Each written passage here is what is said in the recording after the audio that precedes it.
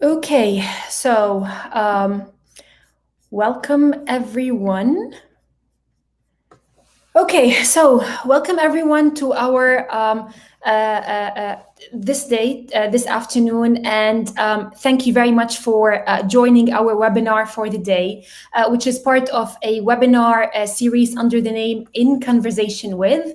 And today, our conversation is actually going to be very exciting. And just to note that this session is organized and hosted by Doctors Without Borders UAE regional office here in Dubai. I will be your host for the day. My name is Samya Ayish. I'm a freelancing journalist and digital media trainer. I'm also a children books writer, storyteller, which I think coincides very well with the topic today that we are going to be discussing with our lovely guests.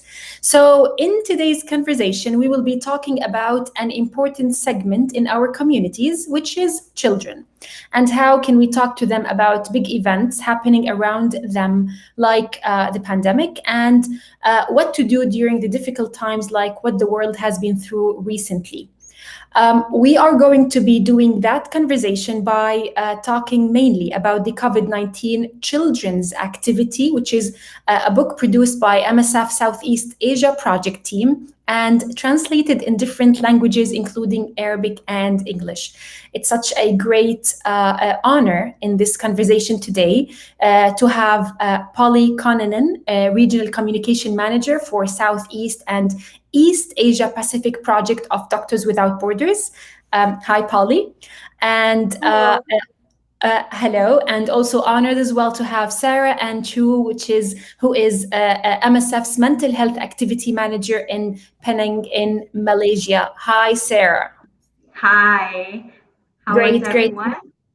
Great to have you both with us today. Before we start, let's just do a couple of housekeeping points. If you have any questions, whether you are watching us on Facebook, YouTube, Twitter, anywhere, if you have any questions, please drop them in the chat box, and we are gonna take some minutes to answer those questions. And that's not only for questions, but also if you have any comments, any ideas, you are also welcome to enrich this conversation and be with us on the chat box.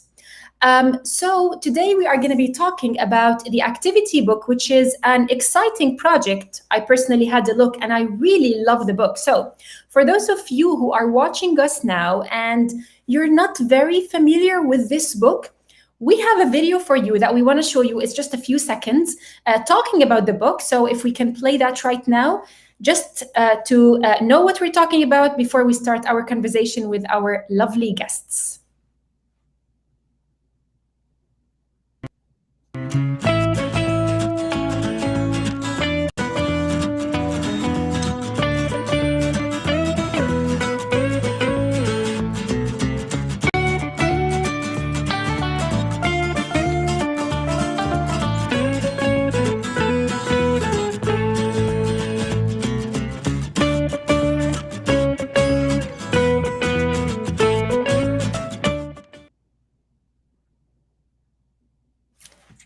Great work, great work. I hope everybody enjoyed the book. I mean, watching the book and listening to this very energetic music, which I think works very well with the idea of the book, which is actually my first question to Polly.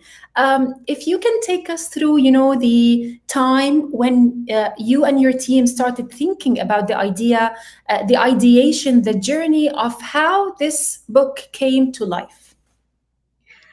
Yeah, thank you so much for that, Samya. In general, really, when we this particular book, I guess I'd like to start with the fact that working on this particular book was really like for us like some sort of call of the times, because as we all know, like 2020 like was like really upended all of our lives, right? Um, in 2020, because of the COVID-19 pandemic, like everyone was kind of confused, like what this is about, like what's happening, right?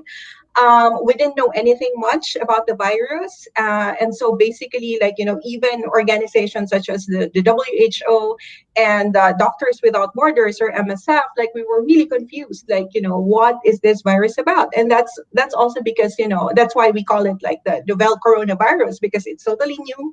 We don't know anything much about it, etc. And and because of that, like, we are all struggling to understand what it is. We are all struggling to know how we can protect ourselves, etc. And then, of course, like, while that is happening, like, adults, like us regular adults, were like bombarded with a lot of information about COVID-19, and sometimes we don't even know like what's right and what's wrong, because we were all still trying to struggle to understand the disease and the virus itself. Um, and as part of this, like, what we realized is that children are also part of those groups who do not really understand what's happening. And while we adults are struggling, they also do not know how to understand what's happening to the world, why they cannot go to school, why they have loved ones or friends who are getting sick, and why all of these are happening. And as such, that actually led us to produce this book. We wanted to be able to distill the information in ways that children can understand, um, in ways that it's easier for them to digest. And hence, that's why, we called it an activity book, because it has a lot of like engaging activities that children can do. So while at the same time they try to understand what COVID-19 is, what the health protocols are, why they are at home, and even why, why they are feeling certain things, why they are struggling with their mental health. So yeah, that's basically how we started. Great. I think like a big salute also to the team. And we would like also to know more about the team who was directly responsible for producing this book. Maybe the artists, the, like the children specialists. So if you can tell us also more about the team behind the book. Okay. I guess I actually would like to acknowledge like one of my team members who was actually leading or pushing for the production of this book. So she is a mom, and she is a mom of a 3-year-old, I would say. And so, like, it really started from that. I also have a niece, and she's 7, and she couldn't understand like how things are happening. So basically, it all started from that. The conversation started from that, with my team. And then, of course, like, when we started to try to develop this particular book, like, we also got in touch with this artist that we have from the Philippines. And then, of course, he's also a father, and his name is Albert Orr. And so we got to talking, and we all kind of like got excited, because we just felt the children also need to understand, because they don't, like, all these kids, like even my niece would keep on asking, like, why can't I go out, why can I not see my friends, why can I not why, or rather, why is this person like ill or something? And in fact, like, she even started like this writing cards, for people who were sick, etc. So yeah, we just felt that they really needed to understand. And so that's why we got excited with this. And of course, at the same time, we also consulted our our health experts, so they can provide like the inputs for the book. We also consulted like mental health specialists, like Sarah, to really provide your inputs, and that's how it really went. It really came from there. And we also talked to parents. We even talked to teachers on how we think we should do this. So yeah, that's really how it went. So it's really a collaboration of several people who really wanted to just make this a reality. Yeah, at the end of the day, producing something for children is not a very easy task. And what I really love about this book is that it's not only activities, like mazes, crosswords, and so on, but it also includes parts where the kids can express themselves. They can talk about their fears, they can talk about their hopes and worries. So my question to Sarah now, why was that important in the book, and why is it important in general for the kids to be able to express, those feelings? Okay, first of all, thank you very much for having me on the show. It's quite interesting to be on a webinar for people who are like completely, like thousands of miles away from where I am. So one of the things that come up when we face uncertainty is feelings. One of the first primal things that will kick in is our physiological response, and one of it is the feelings and emotions. And when we address COVID-19 with the children, it is also not that we just need to provide them with information, rather we also need to be able to address how they are feeling. What does this information do? And how would they respond, and how are they reacting towards this information that they have received? Before we even could receive information, before any of us, even the adults, knew much about it, children learned about it through the reactions of their parents, of their friends. And because they couldn't get an answer, parents couldn't give an answer, they also become anxious. They become afraid, and they're not sure on what is it that my body is experiencing now. For a lot of younger children, they don't have the words to say things, but so they will react through acting out, tantrums, crying, laughing. That's their mode of communication. And being able to address this in this book is very important, because that's where the anxiety comes. That's where we see the anxiety. That's where we see the fear. It's through their emotion. And so we need to address that, and that's why it's so important to have it in the book. One of the things that I also like about the book is the activities that address how to calm yourself. So if you look into the book, I think I have the book here with me. One of the pages at the back, they actually teach about what do you do if you're afraid. Talking about what you feel, what you can do. There's also another one about feelings. So taking a breath. At the bottom, I don't know if you can see. So this page is actually very useful for the child. And I think that this book is a book that it's collaborative. It's not just for the child to use. Another really positive point about this book is the fact that the parent is involved. And both of them can learn. Like, it's not just, the child trying to figure it out its own.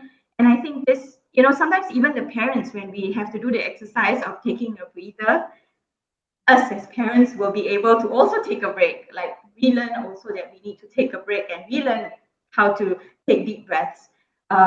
So this, I think, is very important for us to be able to address feelings and emotions and reactions to things that are new or uncertain, be it children, adolescents, and adults. Yeah. Absolutely. I mean, you just raised an important point, Sarah, regarding parents as well. So, for example, I gave a couple of activities from the book to my 10-year-old son, and he was kind of like playing around and happy with it and so on. But he wasn't like focusing so much on the idea that it's about COVID-19. And that's where I believe, as a parent, that while there are certain areas in the book where kids can do them alone, the parents need to do that as well. So, Polly, tell us more about, if we want to give like, let's say, some guidelines on how to use the book for parents. And by the way, we are going to be posting the link for that book in the chat for everybody who is interested. And personally, I highly recommend, that you actually take a break and give your kids, some of those activities to do, because it's much, it's worth it. So, Polly, if we're going to give parents a guide on how to use this book, how would that be like? Yeah. Well, I would like to say that, when we created this book, it was specifically designed in such a way that, it's not just something that children can do on their own or should do on their own, but that their parents should also be doing it with them. It's kind of like some sort of a bonding material, like, parents and their kids can work on it together. If you notice, like in the book itself, like we actually have guides or tips for parents in terms of talking to their kids about COVID-19, talking to their kids about mental health, talking to their kids about what they're scared of, as Sarah has shown us earlier. So yeah, I would say that it's really very crucial to have the parents discussing it with them, because in general, like kids have access to like many different types of activity books, right? I mean, as parents, like we would be buying like different activity books for kids or letting them play on their phones or whatever. Um but but for this particular instance, I would say that the reason why we have this kind of activity book is because we want the kids to understand COVID-19, and to do that, I think the role of parents is really very crucial, because they can look at the book and work on it with their children. And I think in general, that's the beauty of it, that we really want, or we really encourage the parents to work with their kids on the activity book. Excellent. And I mean, of course, this is not just within the context of the house, but it also extends to schools and like friends and so on, which is something that we're going to be talking about later. But if we just want to move away from the book for a bit and ask Sarah about like the overall pandemic, how did it actually affect children in terms of their mental health? And that's my first question. And then looking, like you're working with an international organization, how do you see that difference reflected between different regions? So maybe in Southeast Asia, it's different than Europe, it's different than Africa, different than other regions. And sorry if I'm asking too many questions at the same time. But also, how does the mental health of kids during a pandemic compare to adults? If we are gonna compare like the two segments together at the same time. If you need help in reminding you of the questions, I'm here to do that. Yeah, I think you might need to remind me. I mean, in case I don't answer. So first, let's talk about the effect of the pandemic on kids. Okay. So I think that I'm going to speak on the research that I have found that is available out there. To be frank, a lot of the research has been conducted in the western part of the world. So, like the UK has done extensive research with children and adolescents. The US also, but we don't find a lot of this research in other parts of the world. Sarah, we're facing some problem, I think, with the sound. So maybe if you make the microphone a little bit closer, I don't know if that's gonna work. Okay, is this better? I don't know. Is this better? Okay, if you try speaking, let's see. Okay. It just helps a little bit now. Okay, just let me know if you need me to change this. Okay. So most of the research, as I mentioned, is conducted in the Western. Okay, so we don't have a lot of research in this part, or even in Southeast Asia. But in general, children in general are the same everywhere. biologically made the same. We are wired the same. So I would say that the reactions would also be very similar, depending on the exposure for and what they know about it. For example, if a child suddenly has to stay at home, does not know why, the parents are always panicking, all right, about them having to wash hands, having not meeting anybody, and this child is generally always able to go out to play. They can interact freely. This shock will definitely impact them because suddenly there's this fear. You're instilling a certain fear in them, so they will experience anxiety. If they are used to a lot of social life, and then after that they go into isolation, this can also affect and cause depression because their activity levels drop and they are no longer able to interact with everyone else. For children who in countries who are used to experiencing war, pandemics, for them it might be a bit different because to them, oh, this might just be something else that we are already going through. What difference does it make? And the parents maybe are also not aware about the implications and therefore just allow the children to continue with their lives. And then of course this for this child, it will not have that much of an impact. It's the same with an adult.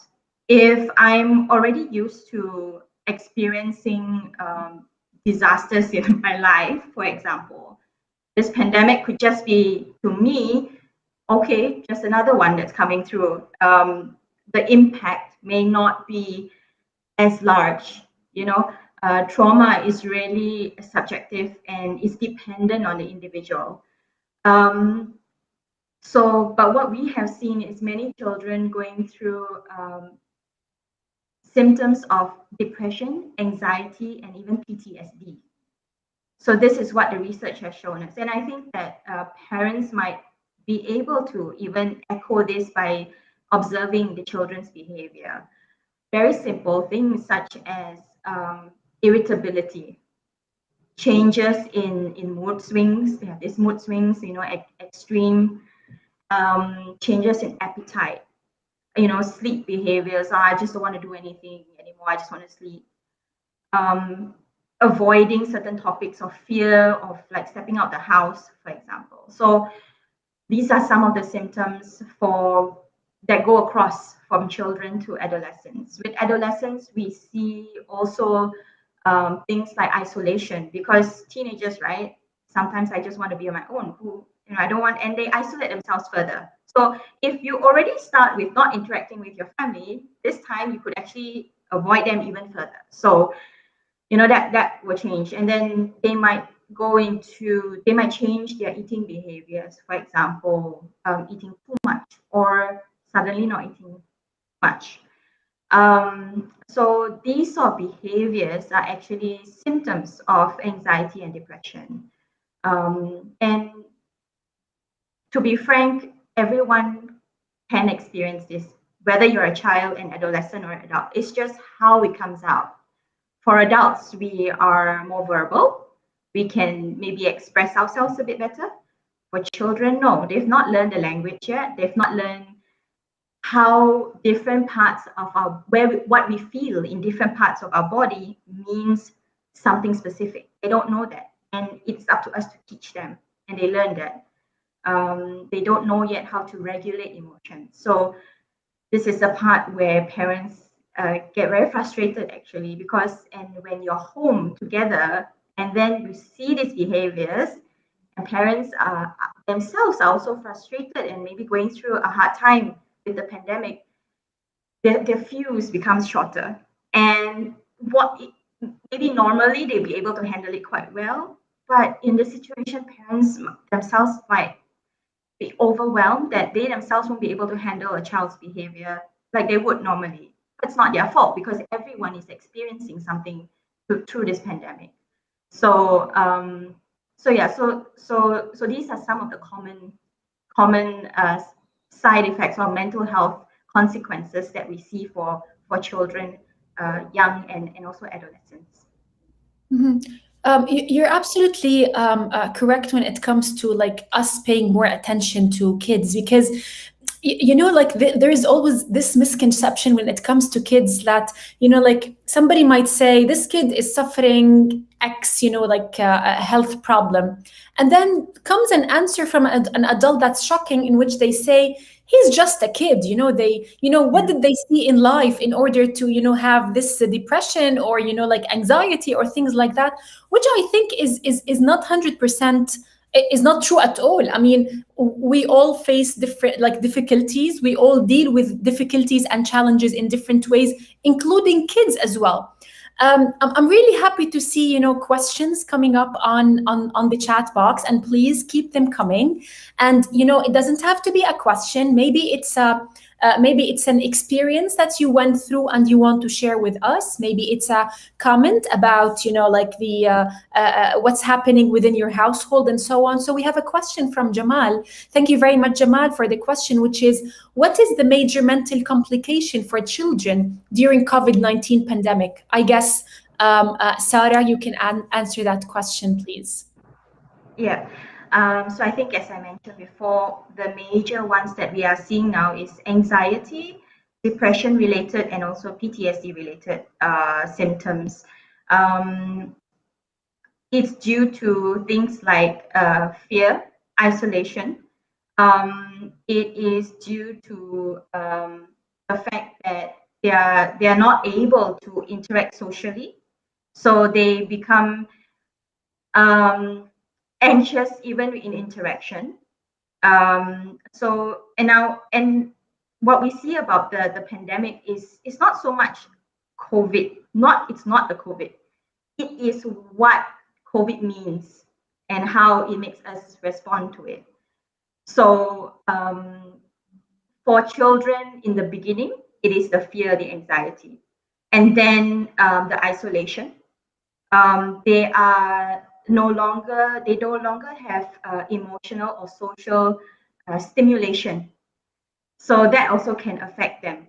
And then there's also less academic stimulation. They have to change the way they learn, like suddenly moving to online learning.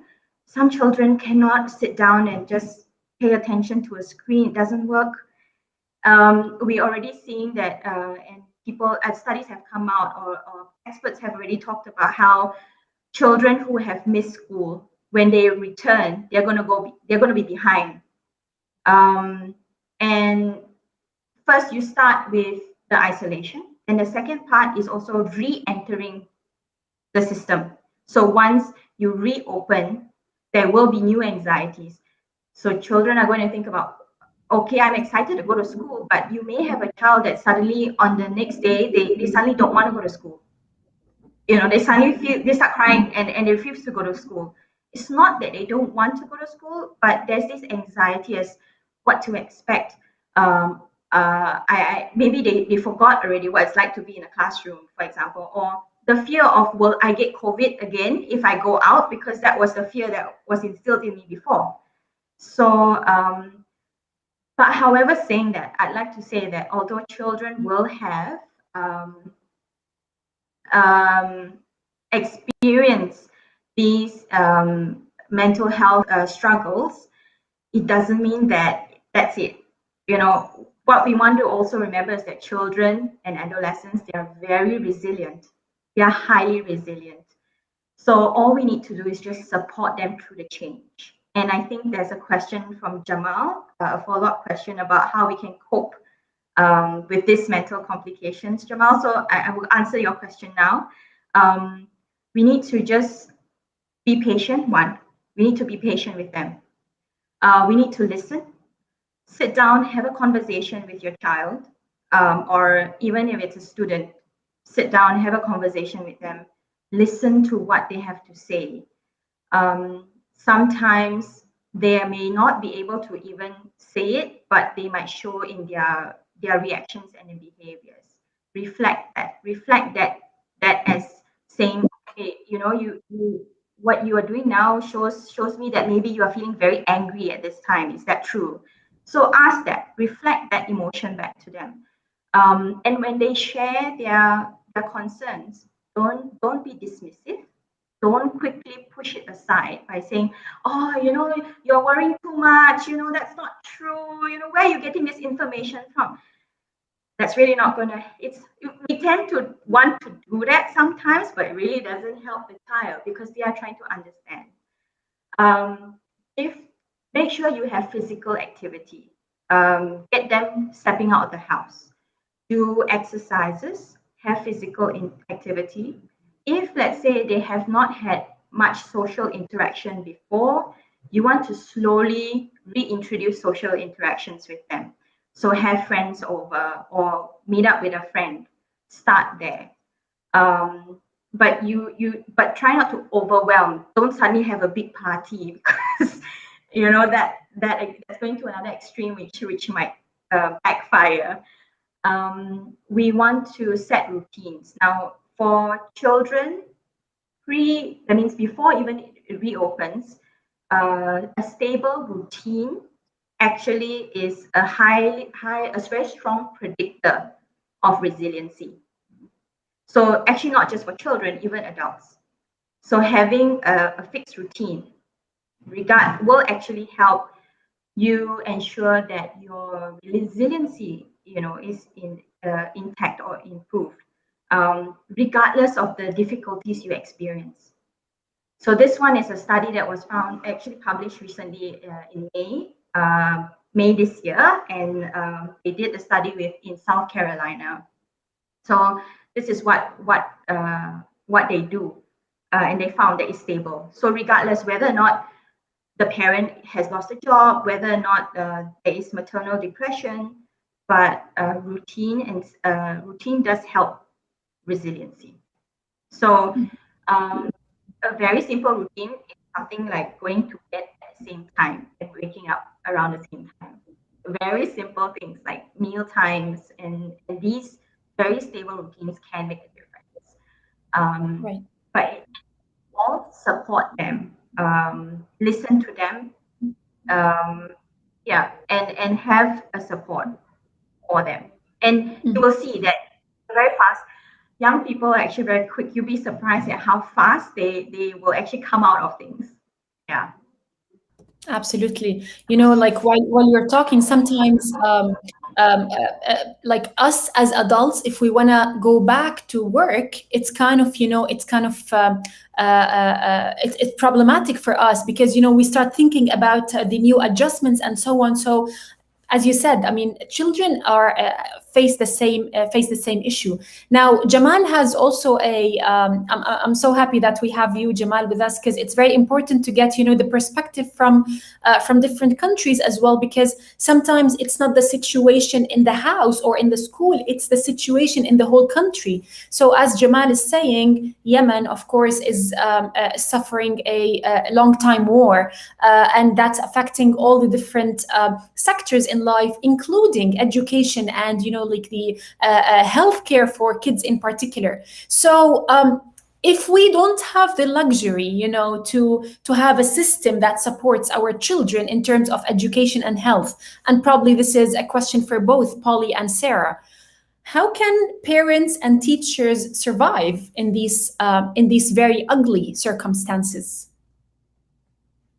Yes, I would say that, with MSF being an organization that actually works in countries that are really suffering from conflict, from disasters or what have you.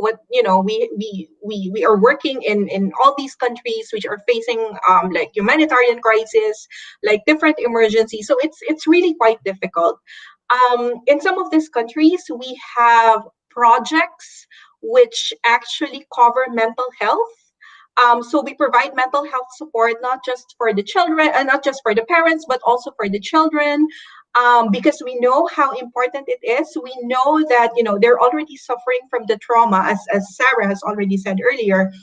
They're already suffering from the trauma of what they've went through, and as such, and then we have this COVID, which is another burden, which is another trauma that that they're facing. Um, and as such, it's really very crucial that we provide the mental health support that they need.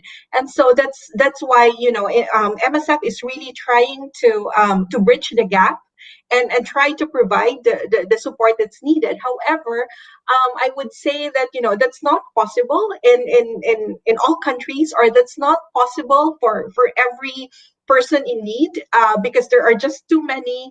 And MSF is just one organization. We have very limited resources, etc. And so I would say that that's where perhaps the parents would come in, like that's that's part of the role of the parents. That's part of the role of like the community, and even like other organizations, other non-government organizations or groups that are really helping these people who are in need.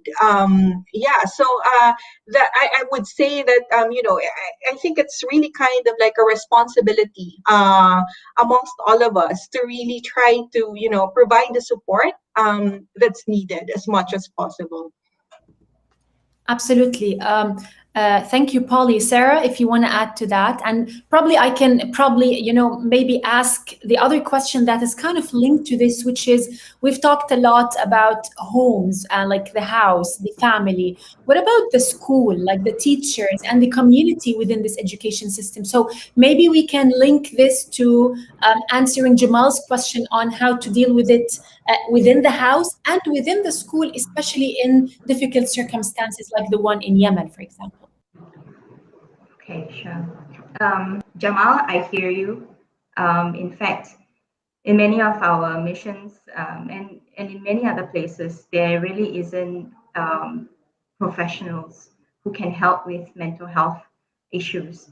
But I think the one thing that we need to know and remember is that human beings, we are very resourceful.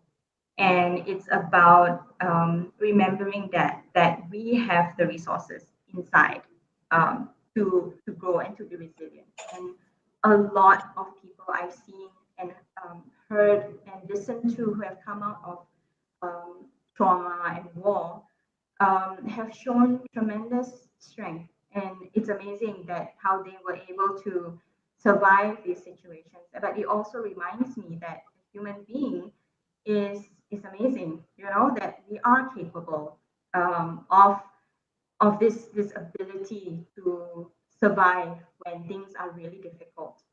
And saying that mental health is actually you don't need to go and seek a professional for mental health support. We get mental health support from a brother, a sister, a parent, a friend, a community member, a religious leader. It is not just, and sometimes it can just be knowing that there is someone you can hold on to at that moment, or knowing that there's someone you can just speak to. And that alone does make a huge difference. So, in situations where there is no formal structure of mental health care, some of the practices that we can do at home, as I mentioned before, just to be supportive of each other through listening openly and allowing the person to express themselves. It can to stick to routines. Family routines are very important. That routine, like regardless of whether or not there is, I have to run tomorrow, but after I run and I stable again, I need to get back to a routine, and that helps me. Play for children. Allow children to keep playing, because playing actually is a way a child can explore, and they build themselves, they build their identity, they can be creative. They actually learn through playing. So at home, we would allow them to play. Allow them to play with sticks and stones. You don't need fancy toys. In some missions, we use MSF will use actually the traditional items of that particular area. For example, it could be wood or sticks. So we would actually use those things to and then let the children play and create. Yeah, so play is very important for children so they can continue to play wherever they are. Um, so the community plays a big role. So being supportive of each other, that is a big role. And just having these kind of supports will already reduce the eventuality of a more major mental health condition. Um, and in terms of the schools, it's a same thing. Schools need to also provide a safe space for a child to learn and a child to express. Of course, there will be some regulations, and these are there for a reason. But teachers actually play a big role in influencing a child's development. So whether a teacher teaches you to shut up, just keep quiet and listen to me, versus a teacher who will say, okay, Holly, tell me more. Can you explain to me why? Two types of teachers, so these two teachers make a difference. And it will also make a difference to whether or not a child will express themselves to you. If you are seen as horrible, I'm afraid of you, how am I going to tell you anything? Even if I was sexually assaulted, even if I was abused, I'm not going to tell you anything because I'm afraid of you, and you might punish me further for allowing this to be for allowing myself to be assaulted. So we also the teachers, the school plays an important role in this as well. I hope I answered both questions. Oh no, you did. I mean, that's such a great. And just to sum it up, because Sarah and Polly, you gave extremely brilliant answers for those great questions. So at the end of the day, it's collaboration and embracing. I mean, if we're able to work together, not just as family members or schools, even as organizations, as an international community, because Polly, for example, said that in some countries we might not have, certain activities or presences, but exists other organizations that can do that. So it's definitely a matter of collaboration and also communication. I feel, communication is like a secret word when it comes to lifting all this anxiety and pressure, especially from children. Since we're talking about children, and I'm sure that, because we started talking about the book, and I really want to go back to the book right now. But again, thank you everybody for your questions, and please keep them coming. We still have a few minutes with our guests, so grab the opportunity and, ask whatever you want. I think we have a video about kids talking about the book.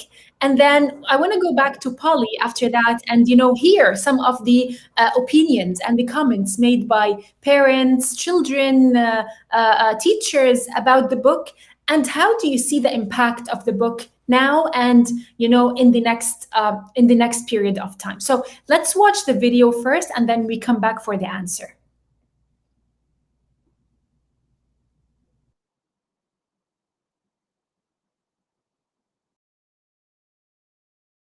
So guys, so we have already shown you what we did in the pages of this activity book. This What Can You Do About COVID-19 Children's Activity Books by Doctors Without Borders. So this is very helpful, very informative for adults and especially for kids. Very easy to understand. May drawings and yung mga activities niya very interesting for kids. So si Monica, she super like what did you like? The cracking code and the maze. Oh, she liked the cracking of the codes and the maze, right? And also the matching, right? So yun. I guess children kasi learn through play, and for Monica, activity books like this is already play for her. So may natutunan naman siya, and actually nagulat ako when I asked her if she's scared of the virus, and she said she's not. She's brave, and she follows instructions. So she knows already that she has to wear mask when going out, wash hands, spray alcohol, right? And don't go near people. Tama? So there. I guess we cannot always live in fear, but instead we live with precautions and we learn to adapt. Tama? Tama? Right? Okay. So yun, I guess for parents, aside from activity books like this or things that we can watch from the news, I think the best way is to parang kasi kids observe. So it's up to us also. We shouldn't like show them that we are super scared or nagpapanic and all, so that the kids won't feel super worried also. Instead, let's tell them what to do. Let's show them what to do. Right? Okay. So thank you again, Doctors Without Borders. We enjoyed it. Bye. What can you say? Bye bye. What can you say to them? Thank you. Bye. Bye. That is such a cute girl. Wow. I'm imagining now if we have similar videos from, all the parts of the world. So in Arabic, in French, in Italian, in, like Swahili, in, all the different languages with those kids speaking. So Polly, tell us, what sort of comments, opinions have you heard, and what did the kids like the most? I like the question from the parent. Like, what did the kid she enjoyed? Certain types of activities. So tell us more about this. Yeah, actually, we're very much overwhelmed with the very positive reactions that we got from the book. Like we didn't really expect it, like to have all those kinds of reactions. But we have parents who have been reaching out to us, like Monica's mom. We have teachers, we have even doctors from like different parts of like Southeast Asia where we have already launched the book. That particular video, by the way, comes from the Philippines. And then like we have some child rights activists who are actually like reaching out, and we have like schools, doctors, clinics, and like offices even, and because they just wanted to use the book for their audiences or for their networks, etc. And we've been getting like really positive feedback, like they really enjoyed it, and it's good that we have produced that book because their kids now like really understands what COVID-19 is, like what to do in order to protect themselves, like the different health protocols, etc. So yeah, we're really so happy about that. And like part of the feedback that we've been getting was that like the kids like the cracking the codes. They really like coloring, because what we have is like it's really just in black and white so that kids can really color. And then we have like connect the dots. We also have like these like they can decorate the masks if they want to, etc. And then at the same time, like the parents, I would say, and even the teachers really appreciate the tips that we have in the book to really to really make their kids understand what to do, or what makes them scared, and how to address those kinds of fears, etc. So yeah, so we've been really happy with that. And as originally, like, we just planned the book to be available in English and Filipino, which is for the Philippines, in Bahasa Indonesia for Indonesians, and then also for Malay, also in Malay for Malaysians. But now we have like this Arabic version. We also have like a French and German versions. We also have a Chinese one. And then I know there are also plans to like translate the book for Bangladesh and even for Myanmar. So yeah, it's really so overwhelming that we really got this very positive reactions to the book, and we're just so happy to continue doing this. In fact, we even got this requests to produce like similar activity books for teenagers, that would be really good for them. So yeah, these are things that of course we are considering at the moment because of the very good reaction that we've gotten. Amazing. I mean, teenagers definitely need something which is, of course, not as playful and as, like as the ones you did for the kids. But I personally feel that this is a segment in society where content is very, very limited, and hence it's definitely important that they have the awareness that they require. Have you produced anything similar by MSF to other projects other than COVID, like the pandemic? Any plans to do something similar for other projects as well? Yeah, actually we have several plans that are in the works at the moment. So one is on infectious diseases. So, because aside from COVID, like, even if we're all suffering from the pandemic, like we still have infectious diseases, and all of these have been there for quite some time already, such as measles, for example, or hepatitis C, or tuberculosis. And tuberculosis, for example, has been there since like thousands of years already.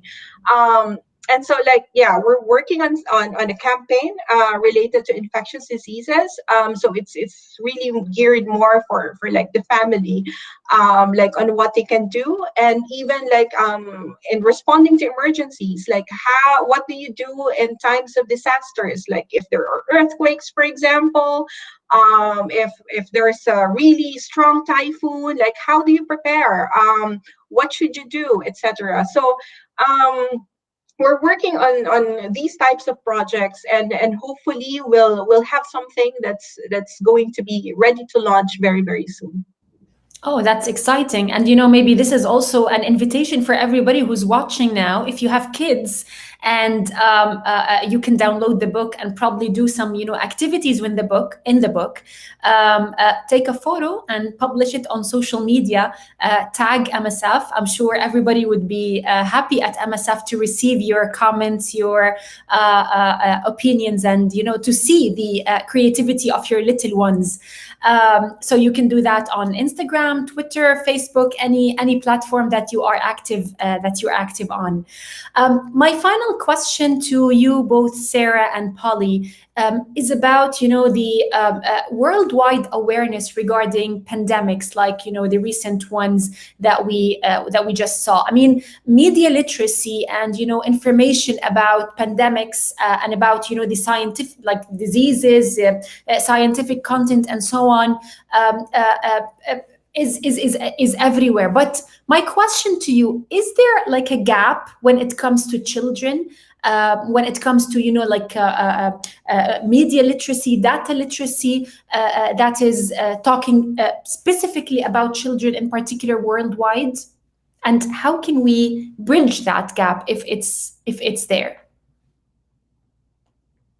Yeah. Sarah, would you like to go first? I know you can go first if you want. Yeah. Okay. All right. Yeah, I would say that there is definitely a gap in terms of like communicating to children. And that is why, like projects such as this activity book is really very crucial, because, at least it's really something. It's a product that's really designed for children. It's a product that has children in mind, and usually, like for a lot of diseases, for a lot of for disease outbreaks, for pandemics or epidemics, like most of the information that we have are geared for adults, and definitely there is a need to communicate that very specifically to children, otherwise they wouldn't understand it, and we want them to understand in order for them to really protect themselves. Like for example, why do they need to get a vaccine? Like, of course children are scared of the vaccine, they're scared of the needles, etc. And so that's why I think it's just crucial to make them understand, and to show that it's not something to be afraid of, to show that this can actually help them to become healthy, that doctors, that they shouldn't be scared of doctors, that they shouldn't be scared of the medical instruments that we have. So that's why it's really crucial to continue producing these types of materials. And in fact, one of the things that we're looking at is actually the possibility of partnering with perhaps educational institutions to make this particular project, open to like a broader audience, like perhaps to like educational systems in like different countries, so that it's open to their to the school children, and a lot more people can access it. So yeah, that's really one of the things that we're looking at, and we really hope as well that the media will help us in promoting these kinds of projects, because yeah, we know the importance of these, and then at the same time, it's not just helping the kids, it's also helping the parents, which I think is very crucial, in addressing like any medical issues or any science disinformation, materials or whatever. So yeah. Absolutely. Very important points. I mean, I want to comment on that, but I first want to give the floor to Sarah to give us her input, since, you're more into like mental health and so on. So focusing on mental health, is there more work that needs to be done when it comes to media literacy towards kids in particular? I agree with Polly, and definitely we can do more for children. And also, if you go to a bookshop, for example, and try and browse books on just emotions, it's very hard to find. It's very rare. And parents also don't know that there are these books. So the knowledge, knowing that there are resources like this out there is one. They're not aware of it. The other one is knowing what to look for. And I think that is something that's also lacking. Like, we don't know what we're looking for children. And I think that not just about the material, but the fact that we don't know what to look for, and that we don't know that it's important to look for, then that also it really doesn't help. And in terms of material for children, there are very few books available to the public. So accessibility about on these books, even if some people may say no, but we've come up with quite a few. Yes, but we have to pay for them, and not everyone has access to these things. There's really not a lot out there that is available to everybody, and I think that's important. Like, you can have books, but if it's not accessible, then it really defeats the purpose, right? And so, and the thing with technology is, if you come up with a book, put it online, allow people to download it for free, then it becomes accessible. And I really like the fact that MSF is doing this and allowing people to just download as many copies as they want, whenever they want, and this really does help. But yeah, so it's about accessibility, it's about knowing what to look for, and also knowing how to look for it. Yeah. Absolutely. I mean, I totally agree with everything you said, Sarah, and what you said also, Polly. I would also add to that the fact that it's not only about living in a pandemic of diseases, but it's also living in an infodemic, which is like the problems with all this information that we as adults are getting, and the problem is happening with our kids as well, because kids stay at home during the pandemic. What are they exposed to? They are exposed to YouTube, they are exposed to the internet, they're exposed to channels and so on. So that's their window to the world, in the same way that it is our window as well. And I think it's very important that what we should also try and teach the children is, as Sarah said, where to look for the information, because we have a lot of fake sources of information, unverified information that because we have a certain kind of awareness and way of thinking, we can determine that this is fake, this is not fake. But for kids, everything might feel kind of true to them, because of level of education, innocence, and so on.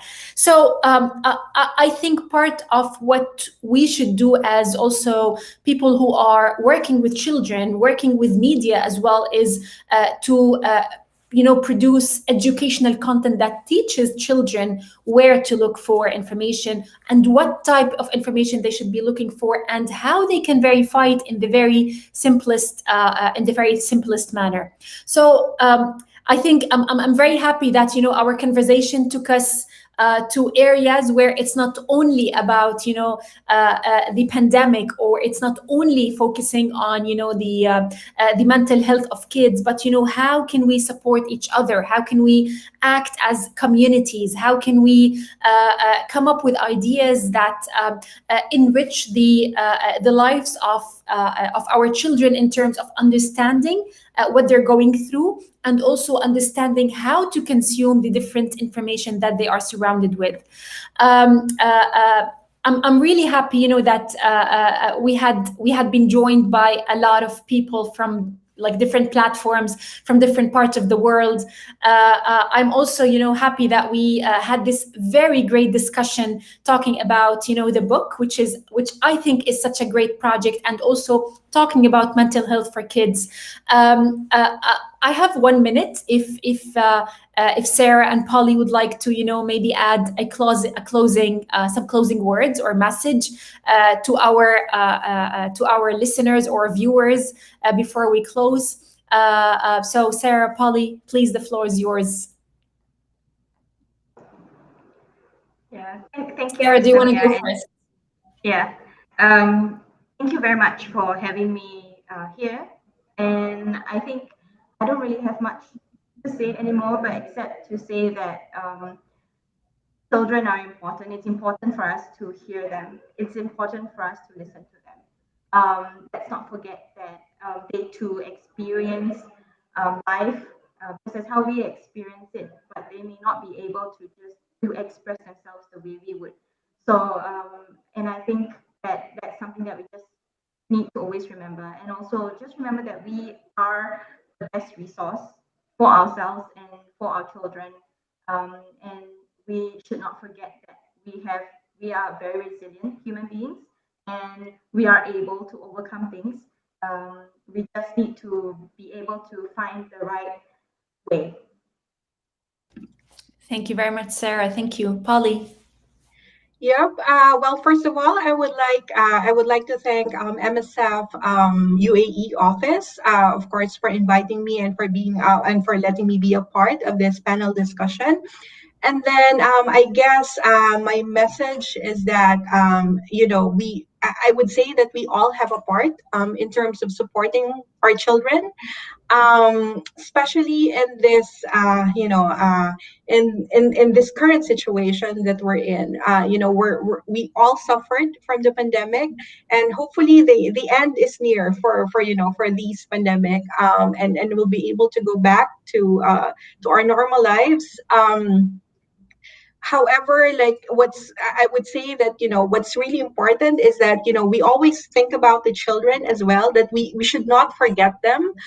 So whether it is for a situation like this, for this type of pandemic, or for the many different types of situations that they might be in, especially in the contexts where MSF works in, in conflict areas, in disaster prone areas, that we should not always forget that we also need to support the children, that it's not just the adults. And in fact, we need to do more for them, because they're actually the ones who need our guidance the most.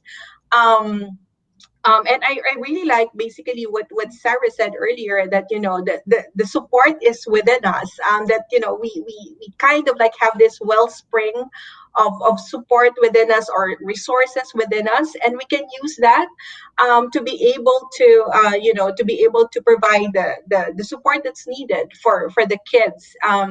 And then I guess I just would like to I also would like to request everyone that, you know, if they can just follow our social media accounts for information on health related matters, etc. I think that would be great, because as much as possible, MSF really tries to provide as much information as we can about the many humanitarian crises that are happening, about the needs of the people in different parts of the world, not just because of COVID, but also because, like, for example, in Yemen, like, we have this conflict, and we have people who are caught in the crossfire.